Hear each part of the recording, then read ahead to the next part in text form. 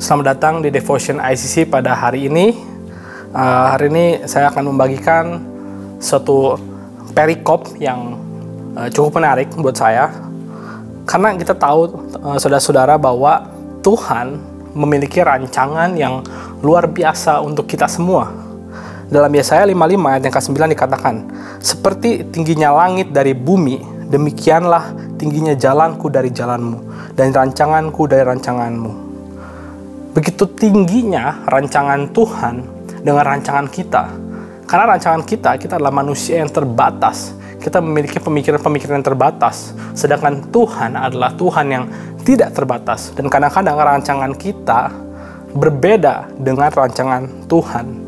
Memang rancangan kita adalah rancangan yang baik. Namun Tuhan ingin memberikan rancangan yang terbaik. Nah, pertanyaannya bagaimana caranya agar kita bisa sinkron dengan rancangan Allah? Karena, saudara, sangat sulit untuk kita mengetahui rancangan Allah yang begitu tinggi. Jawabannya kita bisa dapat temukan dalam 1 Korintus pasal yang kedua. Saya akan bacakan dari pasal yang ayat ke-4 sampai ke-5. Dikatakan, baik perkataanku maupun pemberitaanku tidak kusampaikan dengan kata-kata hikmat yang meyakinkan, tetapi dengan keyakinan akan kekuatan roh, supaya iman kamu jangan bergantung pada hikmat manusia, tapi pada kekuatan Allah. Saudara, agar kita dapat mengetahui rancangan Allah, kita perlu yang namanya mengandalkan Roh Kudus.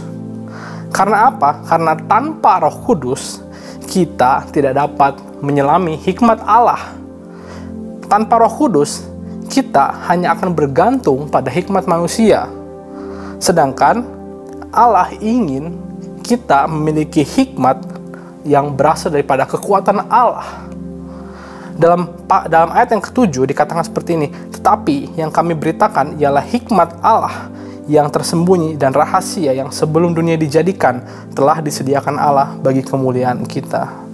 Tuhan telah menyediakan rahasia yang Dia ingin kita menyelami dan sebelum dunia dijadikan oleh Roh Kudus. Dalam ayat yang ke-9, "Tetapi seperti ada tertulis, apa yang tidak pernah dilihat oleh mata dan tidak pernah didengar oleh telinga dan yang tidak pernah timbul dalam hati manusia, semua yang disediakan Allah untuk mereka yang mengasihi Dia." Tentu saja ayat ini sangat kita sudah sering dengar, saudara. Tuhan menyediakan apa yang tak pernah dilihat mata, yang tak pernah didengar telinga, Tuhan sudah sediakan. Tapi di sini ada syaratnya di ayat sebelumnya bahwa kita perlu yang namanya mengandalkan Roh Kudus. Tanpa Roh Kudus, kita tidak dapat membuka hal-hal yang rahasia, saudara. Dalam ayat yang ke-10, "Karena kepada kita Allah telah menyatakannya oleh Roh, sebab Roh menyelidiki segala sesuatu, bahkan hal-hal yang tersembunyi dalam diri Allah."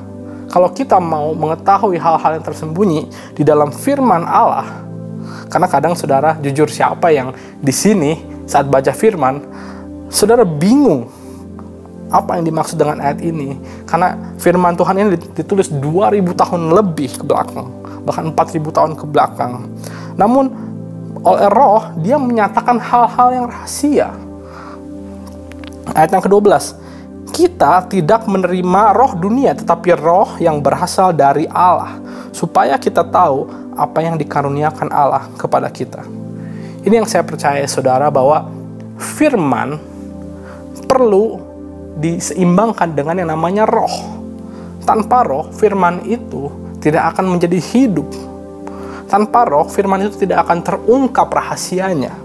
Untuk kita bisa mengetahui apa rancangan Tuhan di dalam firman Tuhan, kita perlu yang namanya Roh Kudus.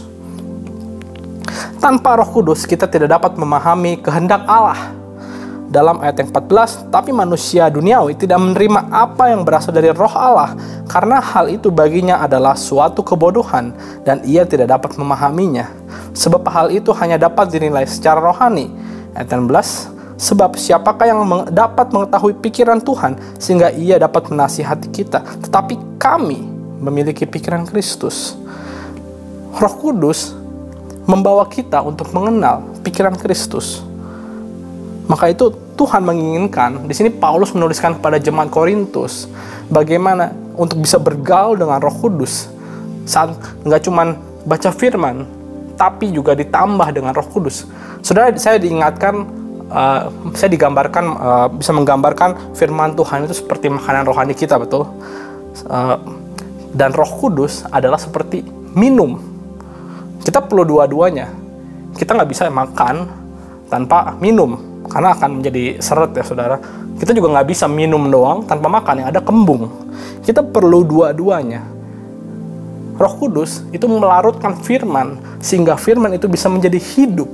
Dan kita bisa tiba-tiba lagi dalam keseharian kita, saat kita bergaul erat dengan Roh Kudus, firman itu muncul dan menjadi hidup, menjadi relevan dalam kehidupan kita dan mengubahkan, mentransformasikan hidup kita.